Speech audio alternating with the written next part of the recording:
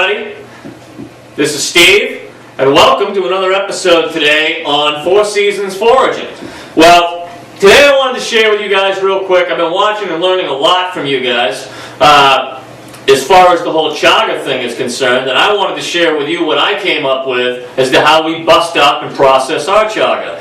Well, most of the video that you guys are ever going to see is going to be shot inside my wood shop, so for me to kind of bust this stuff up with a hammer on a workbench, it's going to create a massive mess elsewhere. And well, I kind of came up with something that worked. I thought I'd share it with you, so here we go. What I have here is a 15 or a 20 gallon high-density polyethylene food-grade drum, okay? This was one that was bought, I think, I picked it up used from like a soda pop or a bottling company. They would have had syrup in here, okay? Something to make the soda pop with.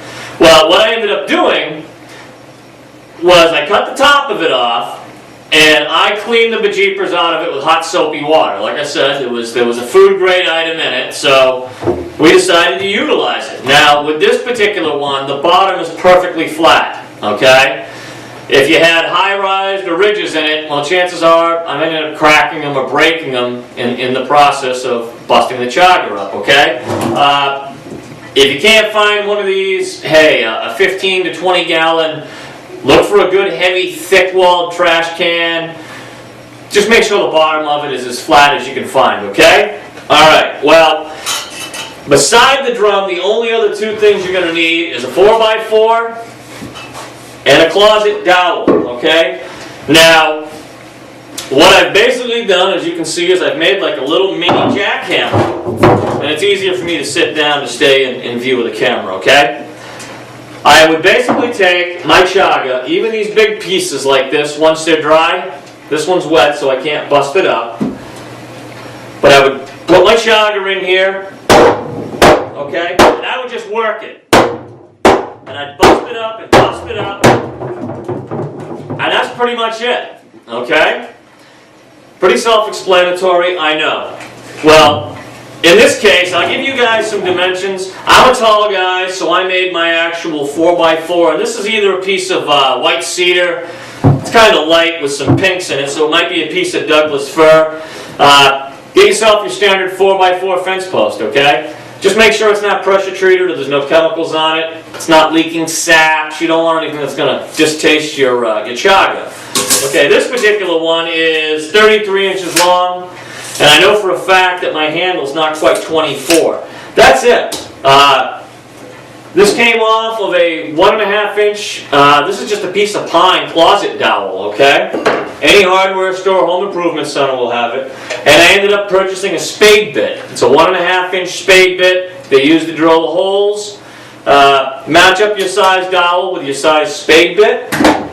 And when you're done, just whack it through with a hammer. Now, if you accidentally drill a hole that's a little too big, well, you can always go down through the top, or you can kiss it with a screw. It's only meant to act as a handle, again, so you can bust your stuff up. Now, I haven't built them yet, because I've been kind of grading everything by hand. I'm going to build two, probably 2 foot by 2 foot screens. I'm going to use like some type of rabbit coop wire or agricultural grade metal wire with different size gaps in it. Currently, the way I grade my stuff out, and I told you in the intro video, we don't have any mechanical devices here. I wish I did, it'd make my life easier, but everything is hand tamped and busted up that way. We take our bigger chunks, which are easy. I can take them out by hand. They're about gumball size. And I separate them and I sell them as larger chunks. I take the smaller stuff, which is generally BB size up to, say, a pea size. Okay? Those are my small chunks. And then all the fine residual stuff that's left in the bottom, well, I end up running it through a stainless steel colander with 1/8 inch holes. So basically, I sift my ground, okay? But it looks just like coarse ground coffee. So that's how we've decided to label it. Ground, small chunks, large chunks. That's what we offer up here, okay? But I just wanted to share this device with you.